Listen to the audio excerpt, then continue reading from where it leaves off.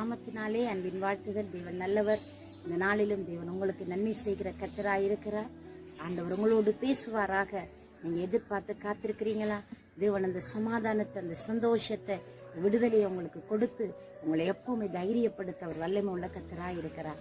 இந்த நாளிலும் அவருடைய வசனம் உங்களுக்கு மிகவும் சந்தோஷமாக உங்களை உற்சாகப்படுத்த போகிறது. நாங்கள் தியானிப்போமா? யாத்திரையாகம புஸ்தகம் 23வது அதிகாரம் 20வது வசனம் சொல்கிறது, வழியில் உன்னை காக்கிறதற்கும் நான் ஆயத்தம் பண்ணின ஸ்தலத்திற்கு உன்னை கொண்டு போய் சேர்க்கிறதற்கும் இதோ நான் ஒரு தூதனை உனக்கு முன்பதாக அனுப்புகிறேன் என்று சொல்லி வேதத்திலே நாங்கள் பார்க்கிறோம். அந்த பிள்ளைகளே, தேவன் நமக்கென்று ஒரு இடத்தை நியமித்து வைத்திருக்கிறார். அதுதான் யோபு சொல்கிற பொழுது சொல்கிறார், தேவன் செய்ய நினைத்தது ஒரு நாளும் தடைபடாது என்பதாக. தேவரீர் சகலத்தை நீர் செய்ய வல்லவர், நீங்க செய்ய நினைக்கிறது ஒரு நாளும் தடைபடாது என்று பக்தன் யோபு சொல்கிறார். தேவன் நமக்கென்று ஆயத்தம் பண்ணி வைத்திருக்கிற ஆசீர்வாதங்கள் அநேகமாய் இருக்கிறது. இந்த ஆசீர்வாதத்தை யாரும் பறிக்கவோ தடுக்கவோ அதை கெடுக்கவோ நம்மிடத்தில் இருந்து பிரிக்கவோ ஒருவராலும் முடியாது என்பதுதான் அசைக்க முடியாத உண்மையாய் இருக்கிறது. சில சந்தர்ப்பத்திலே நாங்கள் கேட்கிறோம், ஆண்டவரே நீங்க வாக்கு பண்ணினது இது நிறைவேறுமாப்பா, இது நடக்குமா, இந்த காரியங்கள் கைகூடி வருமா என்று சொல்லி நாங்கள் யோசிக்கிறோம். நாங்கள் சில நேரத்திலே சிந்திக்கிறோம், நாங்கள் அவைகளை விசுவாசிக்காமல் போய்விடுகிறோம். ரொம்ப தப்புங்க.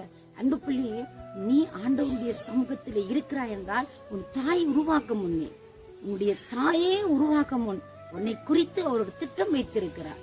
உனக்கு பெயர் சூட்டப்படல, ஆனா உன்னை குறித்து தேவனுக்கு ஒரு தரிசனம் இருக்கிறது. உன்னுடைய வாழ்க்கையில அவர் வெளிப்பட வேண்டிய காரியங்கள் வைத்திருக்கிறார். உன்னை கொண்டு அவர் செய்கிற காரியங்கள் பயங்கரமானவைகள், அவைகள் எல்லாம் ஆச்சரியமானவைகள். நீ நினைச்சு கூட பார்க்காத அளவிற்கு தேவன் உங்கள் மூலமாய் வெளிப்படுத்த வேண்டும் என்பதற்காக தேவன் ஒரு தீர்மானத்தை அவர் வைத்திருக்கிறார். அவர் ஆயத்தம் பண்ணினதை அவர் செய்து முடிப்பார்.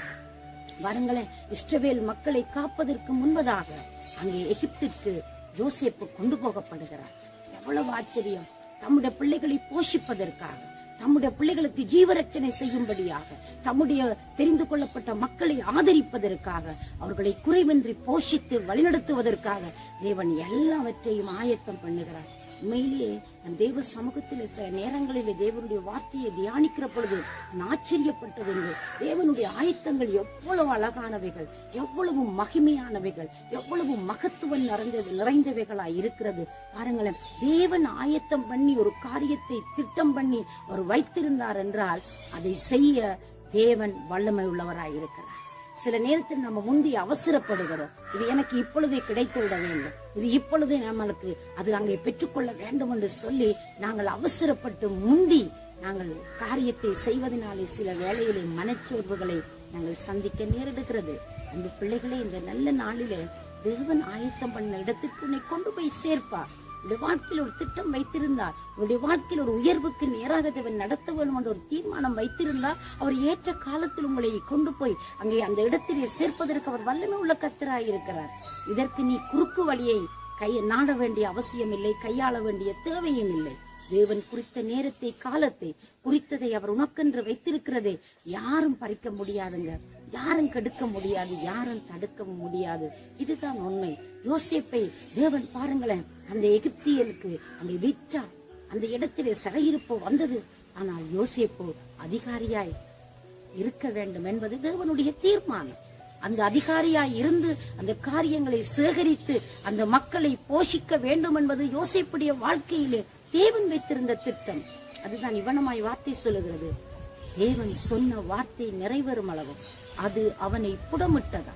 தேவனுடைய வசனம் நம்மை புடமிடுமுங்க, நம்மை அது சுத்தம் பண்ணும், நம்மை அது சுத்திகரிக்கும். அந்த வார்த்தையானது என்னோட வாழ்க்கையில பெரிதான ஒரு உயிர்ப்பித்தலை கொண்டு வர இன்றைக்கும் வல்லமை உள்ளதாயிருக்கிறது. யோசேப்பு யோசித்தார், சிறைச்சாலையில என்னை விடுவிக்க யார் இருக்கு, என்னை இந்த சிறைச்சாலையில மீட்டுக் கொள்ள யாரால முடியும் என்று யோசித்திருப்பார். ஆனா தேவன் அவரை விடலைங்க.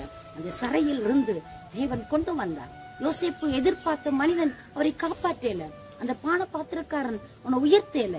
தேவன் அவரை ஏற்ற காலம் வருகிற பொழுது, ஏற்ற நேரம் வருகிற பொழுது அவரை தானாய் அந்த இடத்திலிருந்து கொண்டு வந்து தம்முடைய மக்களுக்கு ஆதரவு செய்வதற்கு, தம்முடைய மக்களை பராமரிப்பதற்கு தேவன் திட்டம் பண்ணினார்.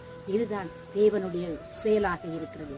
அது நம்முடைய கண்களுக்கு ஆச்சரியமாயிருக்கும், நம்முடைய சிந்தனைக்கு அப்பாற்பட்டது, நம்முடைய எண்ணங்களுக்கும் யோசனைகளுக்கும் மேலாக கிரியை செய்யக்கூடியது.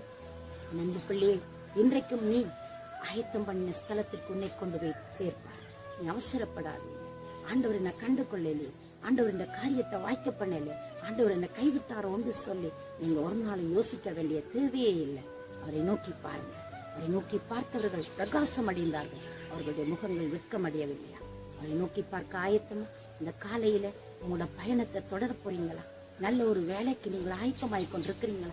ஏதோ ஒரு முயற்சியில முன்னேறுவதற்கு நீங்க தொடர்ந்து தேவ சமூகத்துல பிரயாசப்பட்டு கொண்டிருக்கிறீங்களா?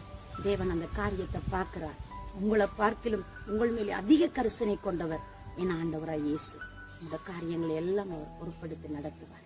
விசுவாசத்தோடு இருக்கிறீங்களா? நம்பிக்கையோடு அவரை நோக்கி பாக்குறீங்களா? உங்களுக்காக மன்றாட போறேன். கல்வியில ஒரு உயர்வு தேவையா? பிசினஸ்ல ஒரு ஆசீர்வாதம் தேவையா? குடும்பத்தில் ஒரு நன்மை தேவையா? இந்த வாழ்க்கையில எந்த பகுதியிலும் எந்த பாகத்திலும் ஒரு உயர்ச்சியும் வளர்ச்சியும் தேவை என்று நீங்கள் எண்ணுகிறீர்களோ அந்த பகுதியில் அவர் கிரியை செய்ய இன்றைக்கும் வல்லமை உள்ளவராக இருக்கிறார். அவரை நோக்கி பார்க்கலாமா? நான் உங்களுக்காக மன்றாடட்டும். சர்வ வல்லமை உள்ள நல்ல ஆண்டவரே, இயேசு கிறிஸ்துவின் நாமத்தினால் உங்களுடைய பிள்ளைகள் உண்மை நோக்கி பார்க்கிறார்கள். நோக்கி பார்க்கிறவர்களுக்கு ஆண்டவரே நீர் அற்புதம் செய்கிற ஆண்டவர். உங்களுடைய பிள்ளைகளை கனம் பண்ணி காத்து வழிநடத்தி ஆசீர்வதிக்குங்கள். இயேசுவின் நாமத்தில் ஜெபிக்கிறேன் என் ஜீவனுள்ள நல்ல பிதாவே. ஆமென். தேவன் தாமே உங்களை நிறைவாய் ஆசீர்வதிப்பார்.